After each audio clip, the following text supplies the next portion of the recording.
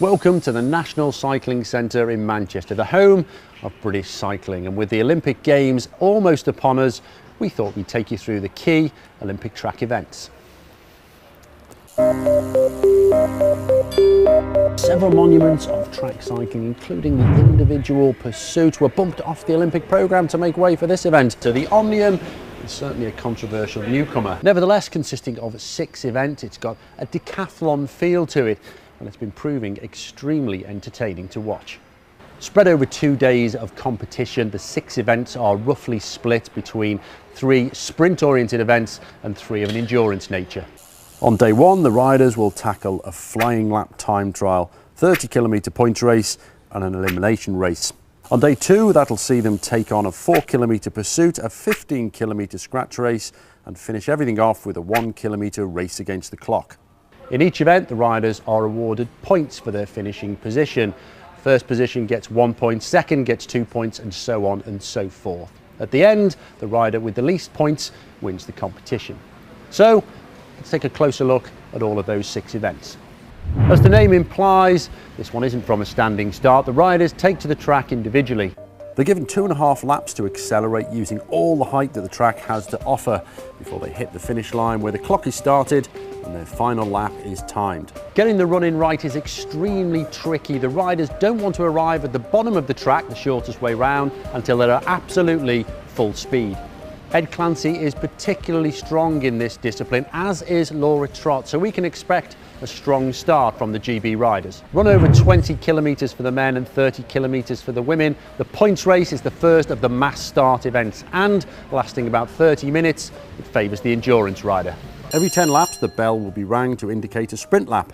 On the next passage over the line, 5 points are awarded to the first rider, with 3, 2 and 1 point respectively going to the next 3. This isn't the only way to score points though. If a rider or riders manages to break away and gain a lap, they're awarded a bonus 20 points. And this type of move often decides the winner. The rider at the end of the race with the most points wins. If this race blows apart, and it very well could do, it's a really difficult one for the judges to keep track of proceedings. So to help them, all the riders have one of these. It's a transponder and it's on the rider's fork, and it constantly tracks their position in the race.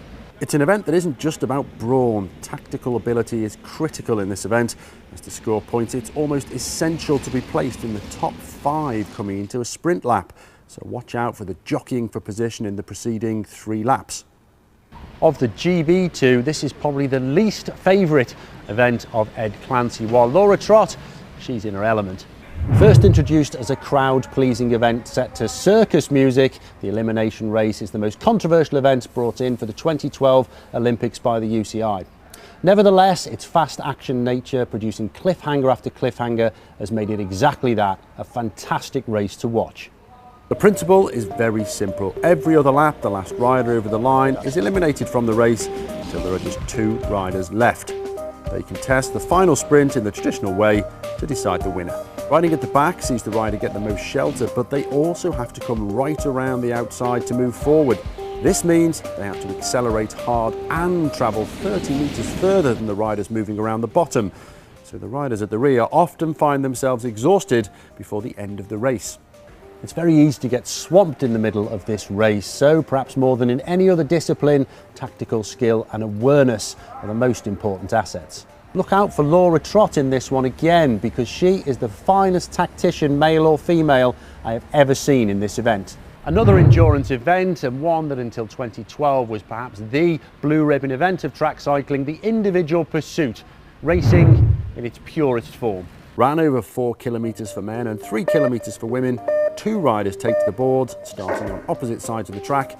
The fastest one to complete the distance wins. Seemingly the most straightforward of all the disciplines is the scratch race. It's simply first person across the line wins. If you can't sprint, then you're at a real disadvantage in this one, because it's extremely difficult to get away. But there is a small window with about 6 laps to go. With about 1.5 minutes racing remaining, anybody who attacks at this point, well, if it doesn't come off, they're almost certainly doomed. There's no way they're going to recover enough to do a decent sprint. But similarly, anybody who chases them down is in the same boat.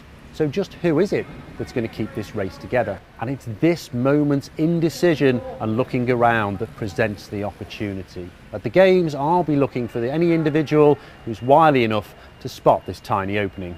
The last event in the Omnium competition is the 1 kilometre or 500 metres for women time trial.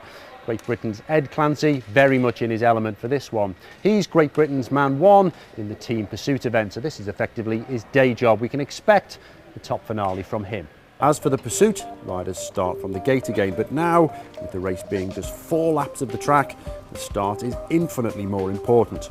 You'll see riders throw their weight back as the timing beeps sound and shift forwards as the gate opens. As you can imagine, timing is critical, but get it right and nearly half a second can be saved by mastering this art. Get it wrong and you'll lose 3 times that amount. So, now we're all clear on the Omnium event, I think it's time for a little go on the boards.